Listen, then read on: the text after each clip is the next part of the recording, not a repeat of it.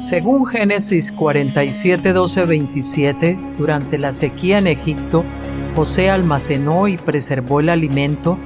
Para subsistir, la gente tuvo que venderlo todo y, al fin, incluso a sí mismos. Ese es el precio de vencer.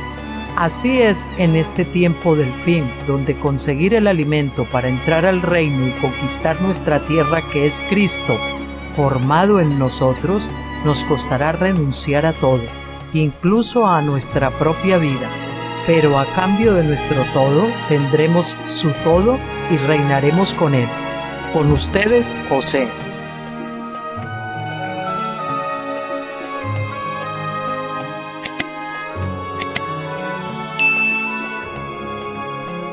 Buenas tardes, ¿cómo están? 15 de septiembre del 2025, siendo ahora las 5:53 de la tarde. Bien, para el próximo día, Dios mediante, vamos a ver del libro La leche de la palabra de Dios, del doctor Stephen Jones. Ya saben que es una leche muy especial, es una leche vista bajo la luz de tabernáculos, así que no se la tienen que perder por eso de que sea leche. Vamos a comenzar con la sección 5, que es la resurrección de entre los muertos. Y dentro de esa sección, pues vamos a ver el próximo día, veremos el miércoles, Dios mediante, veremos la parte 1, que es la primera resurrección, y la parte 2, que se titula, vamos a ver, esperen que esto se ha movido, esto, no sé qué pasa, se mueven solos. Y la parte 2, la resurrección de Cristo, que es, digamos, el patrón o la muestra que se nos da en la Escritura principalmente sobre lo que es o debe ser la resurrección, ¿verdad? Bien, eso es lo que veremos, como les dije, Dios mediante, para el próximo día.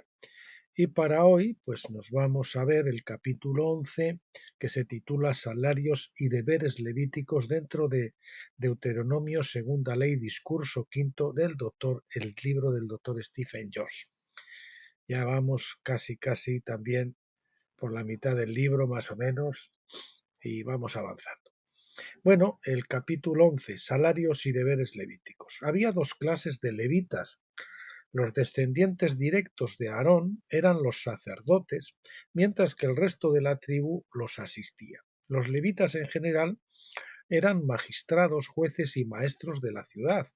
Moisés los trata de forma diferente en Deuteronomio 18, pues vemos que los versículos 3 al 5 se aplican a los sacerdotes, mientras que los versículos del 6 al 8 se centran en el resto de los levitas. Los sacerdotes mismos trabajaban en el centro religioso donde Dios había elegido colocar su nombre, bien en el tabernáculo de Silo, después en el templo, en Jerusalén, en fin, donde Dios había puesto su nombre. Ya saben que ahora donde había puesto su nombre es en nosotros, por lo tanto es el único templo válido en estos momentos. En los primeros siglos ministraban en Silo, donde se había establecido el tabernáculo. Posteriormente ministraban en Jerusalén, en el templo de Salomón. El resto de los levitas ministraban principalmente en las ciudades locales, pues estaban dispersos entre las tribus. Moisés a menudo se refería al levita que está dentro de tu ciudad. Deuteronomio 16:11. Bajo el antiguo pacto, el sumo sacerdocio debía ser ejercido únicamente por un descendiente directo de Aarón, quien fue el primer sumo sacerdote de esa orden, de la orden levítica. De Aarón, el cargo fue otorgado a Eleazar, que fuese el primer sucesor de Aarón. Eso lo vemos en Deuteronomio 20:26. Bueno, comenzamos otro epígrafe, la dinastía temporal de sacerdotes. El hijo de Eleazar, Fines, lo sucedió mediante un pacto eterno. Ahí destacamos la palabra eterno, porque vamos a ver que no es eterno en el sentido que se entiende por eterno, que es algo que no termina nunca. Sin embargo, la palabra es eterno, especial, un pacto eterno especial. Números 25:13, que permanece vigente hasta los primeros días de Salomón, cuando él y su linaje fueron reemplazados por una nueva dinastía de sacerdotes de la familia Sado, primero de Reyes 2:35. Cabe destacar que la naturaleza, entre comillas, eterna, de este pacto con fines solo duró unos 300 años. La palabra hebrea utilizada es olam, que propiamente significa un periodo desconocido y por lo tanto indefinido. Esa dinastía empezó a terminar después de que Eli se negara a corregir a sus hijos en Silo, primero de Reyes 2:27. Hijos que estaban, ya sabe, acostándose con las mujeres en el templo y robando de las ofrendas y demás.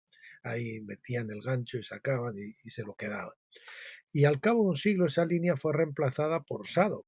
Sin embargo, este cambio de sacerdocio no violó el pacto de Dios con fines, pues la palabra olam no significa eterno, sino indefinido, desconocido, un periodo que puede ser corto, puede ser largo. Por ejemplo, también se dice olam de cuando Jonás estuvo en el vientre de la ballena y solo estuvo 3 días y 3 noches. Lo mismo puede decirse del sacerdocio de Aarón, así como de los sacrificios e incluso del antiguo pacto, todos los cuales se consideraban olam. Si la palabra realmente significara eterno, entonces ese sistema sería irreemplazable y los cambios establecidos en el libro de Hebreos serían ilícitos. Pero olam se refiere solo a un periodo de tiempo desconocido y Dios usó esa palabra para permitir cambios futuros. Siguiente epígrafe: a los sacerdotes se les dio o se les asignó de los sacrificios lo que es la parte de la espaldilla u hombro y la quijada. Bueno, espaldilla u hombro, vamos a ver más adelante que también se entendía por lo que es la pata delantera, ¿verdad? Moisés habló del pago por los servicios de los sacerdotes en Deuteronomio 18, 3 al 5. Este será el derecho de los sacerdotes de parte del pueblo, de quienes ofrezcan un sacrificio, ya sea un buey o una oveja, de cada uno de ellos entregarán al sacerdote la espaldilla, las quijadas y el estómago. Le darás las primicias de tu grano, tu vino nuevo, tu aceite y las primicias de la esquila de tus ovejas, porque el Señor tu Dios lo ha elegido a él y a sus hijos de todas tus tribus, para que permanezcan y sirvan en el nombre del Señor para siempre. Esa es la palabra kol yom, es decir, cada día. Los sacerdotes se sustentaban con diversas ofrendas de primicias, y cuando ofrecían un sacrificio se les daban los hombros, es decir, la pata delantera o las patas delanteras, las dos quijadas, vamos a ver, aquí tiene que ser plural, las dos quijadas, es decir, la mandíbula, las mandíbulas, superior e inferior, y el estómago. Más allá del aspecto práctico de la comida, la quijada simboliza que los sacerdotes eran los portavoces de Dios que instruían al pueblo a través de sus bocas, obviamente. Asimismo, representaban al pueblo al hablar, es decir, a orar a Dios. Como sacerdotes eran intercesores entre Dios y el hombre. Sin embargo, desde una perspectiva más profética, la quijada representaba el don de lenguas asociado con Pentecostés. Esto lo vemos claramente en la historia de Sansón, cuyas hazañas con la quijada de un asno, Jueces 15:15, profetizaban el don de lenguas y la destrucción de la carne. Las tres partes del tabernáculo representaban el ámbito de las tres fiestas: la Pascua, el atrio exterior; Pentecostés, el lugar santo; y tabernáculos, el lugar santísimo. El atrio exterior era para los ciudadanos del reino, el lugar santo para los sacerdotes y el lugar santísimo estaba reservado para el sumo sacerdote. Por eso la quijada fue dada a los sacerdotes, porque profetizaba de un tiempo posterior cuando todos los creyentes llenos del Espíritu serían llamados al sacerdocio del orden de Melquisedec. Siguiente epígrafe, participando en la guerra espiritual. En la fiesta de Pentecostés, los creyentes llenos del Espíritu son llamados a ser sacerdotes de Dios, es decir, intercesores entre Dios y los demás ciudadanos del reino. Pentecostés capacita a estos sacerdotes para ministrar a Dios de una manera más plena. También son llamados a participar en la guerra espiritual, pues su deber se describe en Números 4:23. De 30 años arriba hasta 50 años los contarás, todos los que entran para hacer el servicio, la saba, es decir, hacer el servicio, guerrear la guerra, para hacer la obra en la tienda de reunión. Aunque los sacerdotes no fueron llamados a participar en la guerra física, sus deberes se describen en términos de guerra, pero su batalla era en los cielos, no en la tierra. Por lo tanto, los creyentes llenos del Espíritu son llamados como sacerdotes a participar en la guerra espiritual y a interceder por el resto de la Iglesia y la nación. También son llamados a presentar el verdadero sacrificio de Cristo y guiar a las personas a ofrecer un sacrificio aceptable a Dios, como describe Pablo en Romanos 12:1, que dice: Así que, hermanos, os ruego por las misericordias de Dios que presentéis vuestros cuerpos en sacrificio vivo, santo, agradable a Dios, que es vuestro culto racional. Siguiente epígrafe, el estómago. En cuanto a la entrega del estómago a los sacerdotes, su significado se relaciona con las leyes alimentarias de Levítico 11. El estómago se relaciona con la capacidad del animal para rumiar, lo que lo convierte en un alimento limpio. Levítico 11:3. El alimento espiritual que se dispersa desde el púlpito o a través de los medios escritos es impuro para el oyente, por muy bueno que sea, a menos que medite en él y permita que el Espíritu Santo confirme la palabra que ha escuchado, que ha leído, y la transforme en una revelación para él, es decir, la haga carne en su corazón. Asimismo, el maestro debe permitir que la gente rumie, en lugar de esperar que se traguen todo lo que él dice por su posición o reputación. Ya hemos abordado este tema en nuestro estudio del cuarto discurso de Moisés en Deuteronomio 14. ¿Se acuerda que hablábamos de las aletas, de los peces también, de rumiar, de la pezuña hendida, etcétera? Por lo tanto, el estómago se le da a los sacerdotes como recordatorio de que debían dispensar alimento espiritual puro al pueblo. Si el sacerdote entendía correctamente las leyes alimentarias, las cumplía, si no obligaba al pueblo a aceptar su propia interpretación de la ley, que tanto Isaías como Jesús llamaron las tradiciones de los hombres, Isaías 29:13 y Mateo 15:9. Siguiente epígrafe, ofrendas y primicias. Para el servicio de los sacerdotes también se les daban las primicias y diversas ofrendas que él llevaba al tabernáculo. Al tabernáculo o templo. Números 18, del 8 al 10, ofrece más detalles. Dice así: Entonces el Señor le dijo a Aarón: Mira, yo mismo te he dado el control de mis ofrendas, es decir, todas las ofrendas sagradas de los hijos de Israel. Te las he dado como porción y a tus hijos como porción perpetua. Esto será tuyo de las ofrendas santísimas, reservadas del fuego. Toda ofrenda suya, incluso toda ofrenda de grano, toda ofrenda por el pecado y toda ofrenda por la culpa que me presenten, será santísima para ti y tus hijos. Como ofrenda santísima lo comerás, todo varón lo comerá, será santo, apartado, consagrado, para ti. Las ofrendas por el pecado debían ser consumidas por los sacerdotes. Levítico 6:26 dice: el sacerdote que la ofrezca por el pecado la comerá. Esta era una obra de intercesión, donde leemos que el sacerdote debía cargar con la iniquidad del pueblo. Al hacerlo, los sacerdotes prefiguraban a Cristo, a Jesucristo, quien cargó con el pecado del mundo. Sin embargo, puesto que Jesús también fue el sacrificio, debemos comer su carne de manera espiritual, como nos dice Juan 6:53, que come mi carne y bebe mi sangre. Los intercesores llevan la carga de sus hermanos, identificándose con ellos y compartiendo su situación.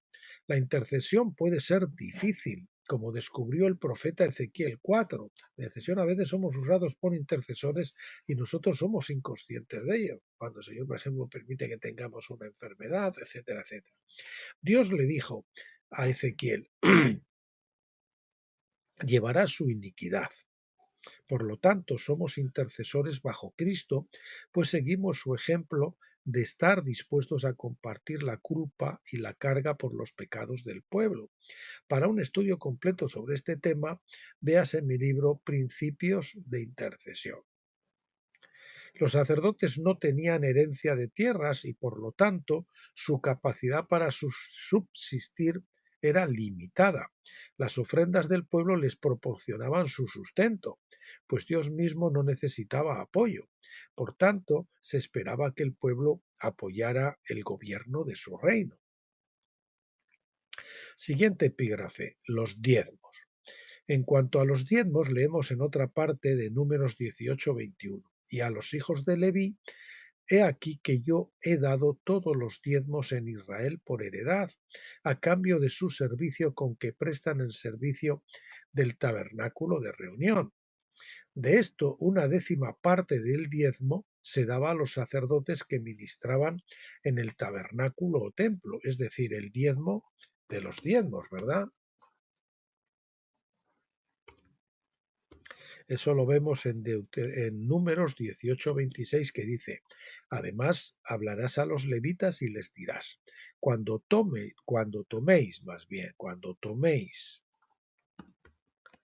de los hijos de Israel el diezmo que yo les he dado de ellos por su heredad, entonces presentarán de ello una ofrenda al Señor, el diezmo del diezmo. Así el diezmo principal se entregaba a los levitas dispersos por las ciudades y estos, a su vez, entregaban una décima parte del diezmo al tesoro del templo. Además, parte del diezmo se utilizaba para financiar el viaje del pueblo al centro de culto para celebrar las fiestas. Esto también lo estudiamos anteriormente. Deuteronomio 14 del 23 al 26. De hecho, el siguiente versículo parece implicar que diezmar a los levitas era un uso secundario que diezmar para los levitas, o diezmar a los levitas era un uso secundario del diezmo. Tampoco descuidarás al levita que esté en tu ciudad, porque él no tiene parte ni heredad entre vosotros. Es lo que nos dice Deuteronomio 14:23, el 27, perdón. Es evidente que los levitas se sustentaban principalmente con el diezmo, con los diezmos, mientras que los sacerdotes se sustentaban principalmente con las ofrendas, complementadas con un diezmo del diezmo. Moisés continúa en Deuteronomio 18 con una breve explicación sobre los levitas y su sustento. Ahora bien, si un levita viene de alguna de tus ciudades en todo Israel donde reside, y viene cuando lo desea al lugar que el Señor escoja, entonces servirá en el nombre del Señor su Dios, como todos sus hermanos levitas que están allí delante del Señor. Comerán porciones iguales, excepto lo que reciban de la venta de las propiedades de sus padres. Esto demuestra que los levitas comunes acudían con frecuencia al tabernáculo para ayudar en los sacrificios. Los sacerdotes, por supuesto, debían oficiar la ofrenda, pero a otros levitas se les permitía asistir. Cuando lo hacían, también se les permitía comer porciones iguales de la carne que se les asignaba a los sacerdotes. Siguiente epígrafe, sacerdotes y levitas. Hasta ahora hemos analizado la distinción entre ciudadanos y sacerdotes, mostrando que los sacerdotes representan a los vencedores llamados a gobernar con Cristo. Pero es evidente que la tribu de Leví también se subdividía en dos grupos. Ambos ejercían la autoridad en sus respectivos ámbitos. Los levitas regulares funcionaban principalmente como magistrados civiles, aunque también se les permitía asistir en el tabernáculo. Las funciones de los sacerdotes se centraban principalmente en el tabernáculo o templo.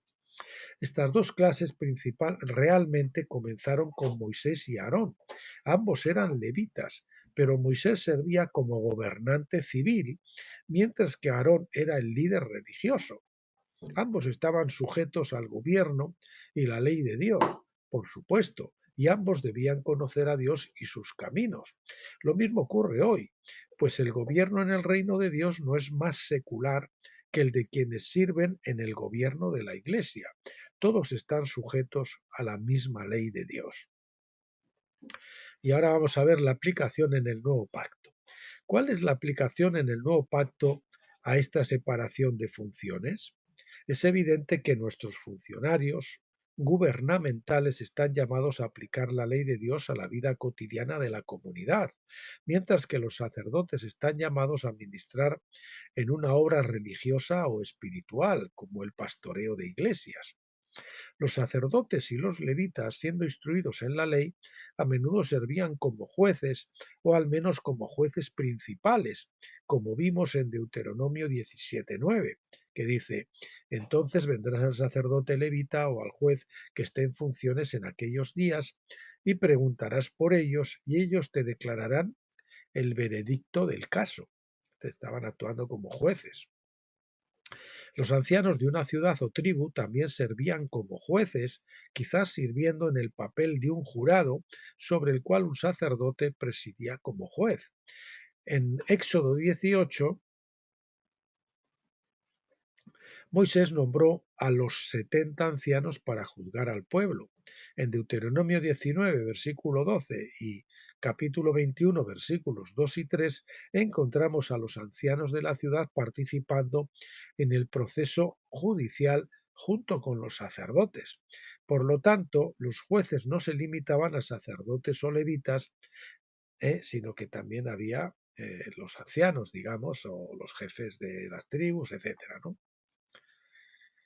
Por lo tanto, los jueces no se limitaban a sacerdotes o levitas. En la historia posterior de Israel, Dios levantó varios jueces como Gedeón, y estos eran de varias tribus. Estos jueces primero liberaron al pueblo del cautiverio como generales militares y luego, en tiempos de paz, juzgaron a Israel. Juzgar significa esencialmente gobernar al pueblo, pues los gobernantes eran jueces. Cualquiera que se sienta llamado a gobernar y reinar con Cristo debe estar capacitado para juzgar al pueblo, ya que este es uno de los deberes principales de un gobernante. Para eso tiene que conocer la ley, porque vamos a juzgar si no conoces la ley. Y eso es uno de los fallos que ha hecho la Iglesia al obviar la ley. Para ello, un gobernante debe conocer la ley y ser capaz de juzgar según la mente de Cristo. Bueno, mis queridos amigos, pues esto es lo que teníamos para hoy. Vamos a dejarlo aquí para no alargarlo demasiado. Y para el próximo día, pues veremos el capítulo 12, límites espirituales. El próximo día que abordemos, lógicamente, Deuteronomio, que ya seguramente será para la semana siguiente. Bueno, pues recordándoles que lo que veremos ya, la nueva sección que vamos a ver de la leche de la palabra de Dios el miércoles, que veremos pues esos dos primeros capítulos de la sección. La primera resurrección será el primero de ellos. Pues no me queda más que bendecirles a todos en el nombre del Señor Jesucristo, pedirle al Padre que los bendiga con la maravillosa luz de la Shekinah en el lugar santísimo de tabernáculos, una vez escorrido el velo de Pentecostés, para lo cual ya saben que hay que completar el bautismo de fuego y cruzar el Jordán de la muerte al yo, a la carne. Bueno, pues emplazándoles entonces hasta el miércoles, sin más, pues como siempre, pásenlo bien.